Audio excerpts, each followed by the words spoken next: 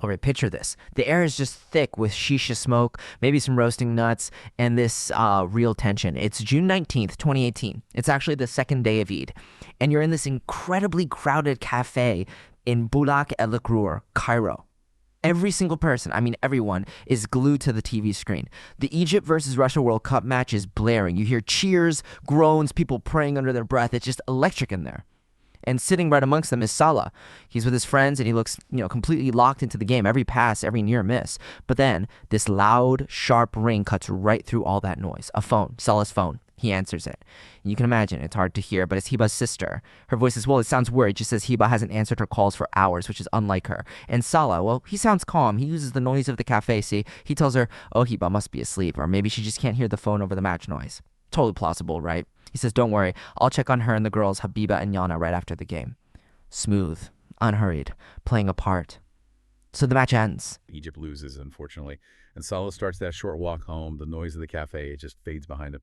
And with every step, it gets quieter, like unnervingly quiet. He's probably expecting, the usual sound of his daughters running to fling the door open, laughing. He knocks. Silence. Knocks again. Still nothing. He tries the handle. It opens, unlocked. And you can just feel that cold dread starting right in his gut, inside. Eerie silence. No chatter, no TV, nothing. And then he finds them, Hiba and their two little girls, each in their own room, tucked into bed, looking like they're just asleep. But they're not sleeping. And this scream, just this raw, guttural scream, tears through the night. Neighbors come rushing in, disbelief, shocked. They see the scene. The bedroom door was wide open, like someone tossed it looking for something. And they're just whispering. They were good people, quiet people. Eid? How could this happen? And that's the chilling question, isn't it? Because what really happened here wasn't just some random break-in gone wrong. Oh no, this was meticulously planned, a kind of cinematic deception almost, designed to fool everyone. Family, neighbors, even the police initially. So our deep dive today is going to explore exactly that. How does a seemingly ordinary guy, part of this quiet family, end up at the center of such a horrific tragedy, especially on Eid, a day for celebration? We'll peel back the layers of this plot, this performance, and show how the tiniest details, things easily overlooked, can completely unravel even the most elaborate lies. Okay, let's really dig into this then. Who was Salah, the man everyone thought they knew? Well, the picture that emerges is someone who grew up in, let's say, an artistic household. His father was a known artist. Maybe that environment, the drama, the fantasy, it kind of seeped in. It seems like he spent his whole life crafting this persona. Like he was always on, always playing a character for the world. And you really have to go back like 18 years to see where this started. Salah's a third-year archaeology student. Cairo University, he meets Hiba. She's a first year, bright girl. And there's this immediate spark. Intense, romantic. He proposes, gets rejected, proposes again. And again, he just wouldn't take no for an answer. But Hiba's family, they were hesitant, very hesitant. They saw something off. But despite his outward appearance, they felt something wasn't normal about him. They actually said he seemed like he was performing, like he'd turn on the charm for guests, but even his reactions in private were her somehow. Like he was hiding his real self. Yeah, that's fascinating, isn't it? That they picked up on that performative nature so early on. It suggests this wasn't some recent change. This was core to who he was, right from the start. It shaped everything. Definitely.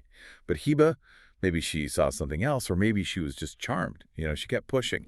And on the fourth proposal, her family finally gave in. They agreed. And Salah, playing his part, promised them the world. Happiness, security for Hiba. They settled down in that apartment in Bulak El Akrur. It was actually inherited from his father, Al-Mursi Abu Al-Abbas, the artist. And it wasn't just the apartment. There was a significant inheritance, too.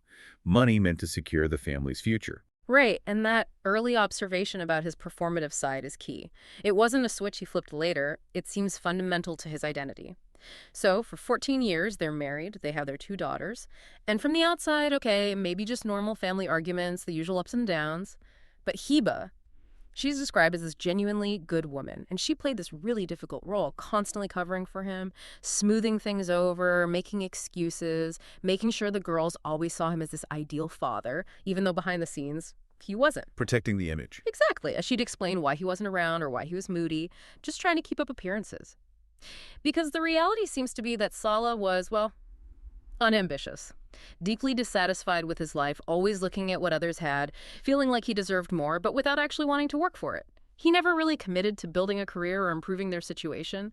His go-to solution, whenever money got tight, sell another piece of his father's inheritance. Just dipping into the well whenever he felt like it.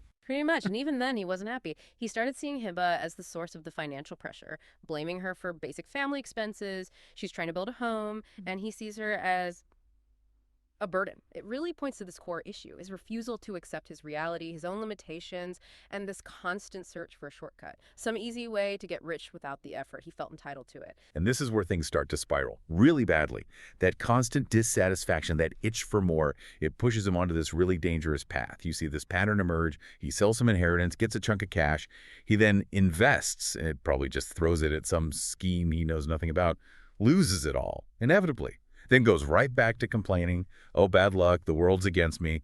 Never his fault, you see.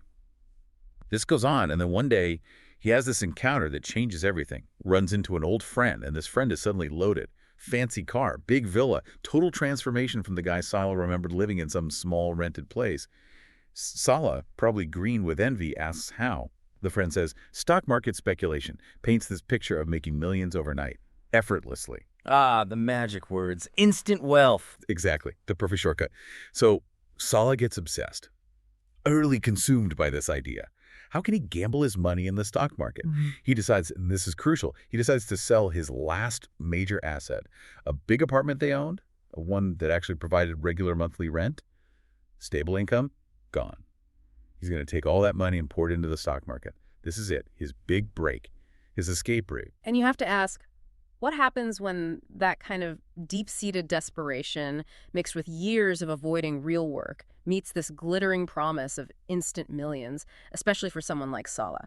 Hiba's reaction? Predictable. She was dead against it at first. I mean, it was their safety net, their future. It's just madness. But she knew Salah, knew his greed, his stubbornness. Maybe after years of fighting him, she was just worn down. She eventually agreed, reluctantly, tragically, but she apparently made it crystal clear. This is it, Salah. This is the absolute last piece. You have to protect this for the girls. He sells the apartment, gets 450,000 Egyptian pounds, a very significant amount. And Salah, high on these visions of becoming a millionaire, doesn't hesitate. He takes every single pound, their entire future, and throws it into the stock market. And the outcome? Disaster. Swift, total disaster.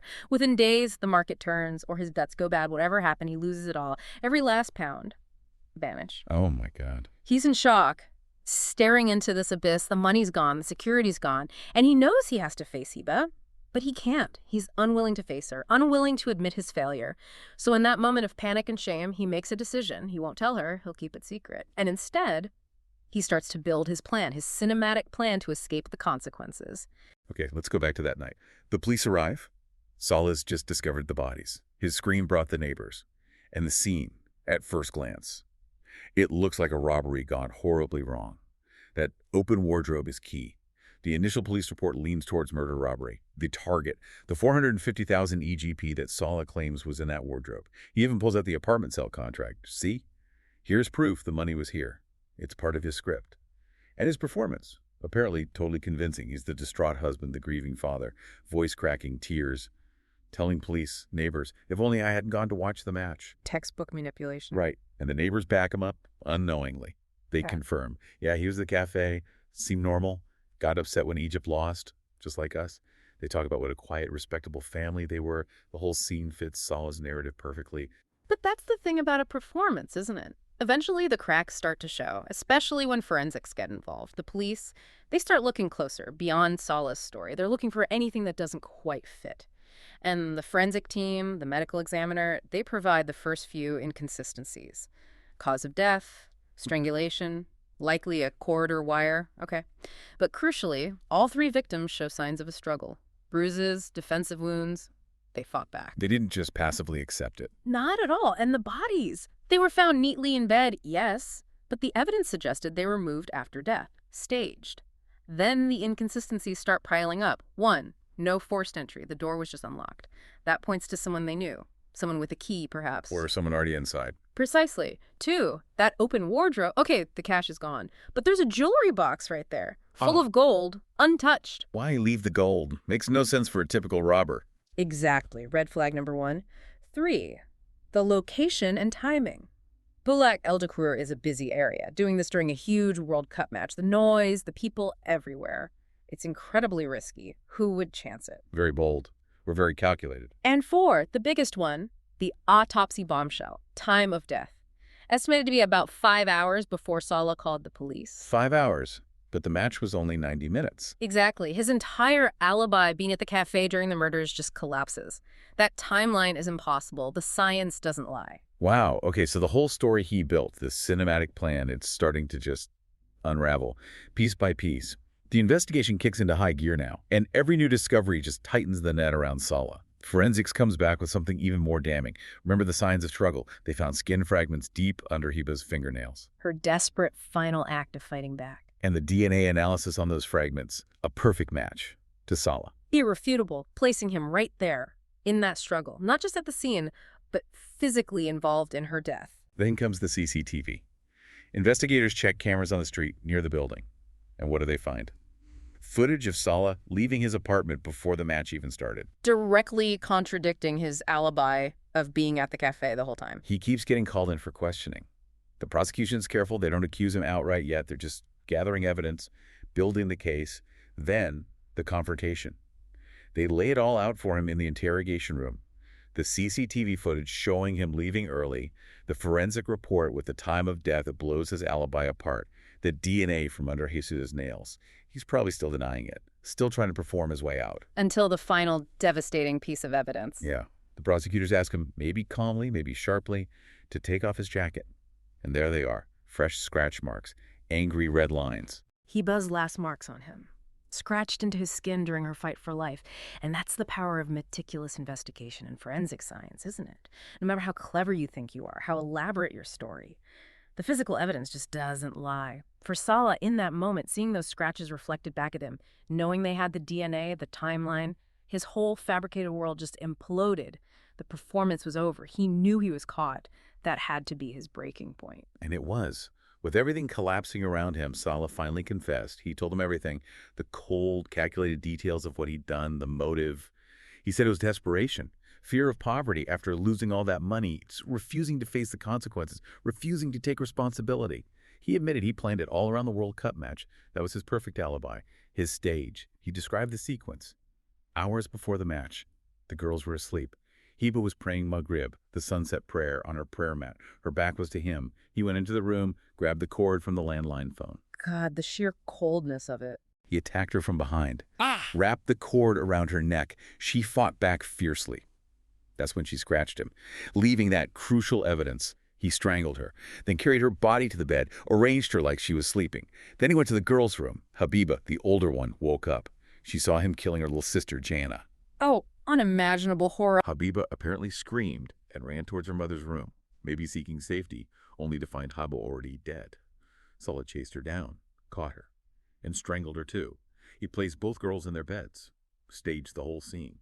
Then he got dressed, ignored his sister-in-law's calls while he was still home, then rushed to the cafe, made sure he answered her call from the cafe so she'd hear the noise, cementing his alibi. Spent the evening acting like a normal fan, then went home, put on his final act, the screaming, the discovery, the robbery story for the neighbors and police. In his confession, he tried to justify it. Fear of poverty for them. Said he meant to kill himself too, but couldn't go through with it. He even tried to claim he'd been getting psychological treatment for years, suggesting some kind of mental illness was behind it. A last-ditch effort. That justification attempt, claiming mental illness, is chilling in its own way. It's another layer of manipulation, trying to escape full responsibility even in confession. But his claims were thoroughly investigated.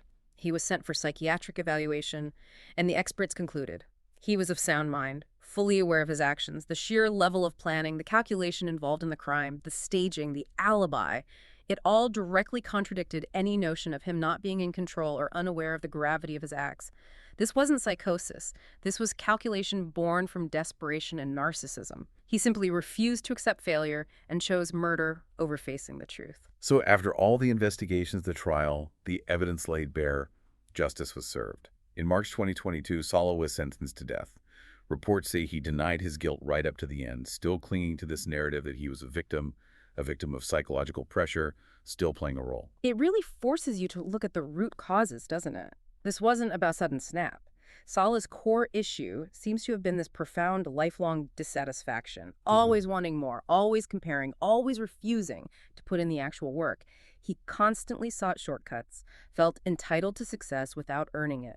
And that path, That avoidance of reality and responsibility led him to lose absolutely everything: his inheritance, his wife, his children, and ultimately his own life. Salah's story is just such a grim, stark reminder. True wealth, real security, it rarely comes from those clever schemes or shortcuts, does it? It comes from something quieter. Contentment, maybe? Hard work? Accepting the life you have and building from there. It really makes you think, what specific traits, things we might dismiss in ourselves or others as just personality quirks, like that constant dissatisfaction or always needing to perform, could potentially, if left completely unchecked, lead someone down such a dark path, so disconnected from reality that they commit the unthinkable? It's something to really consider.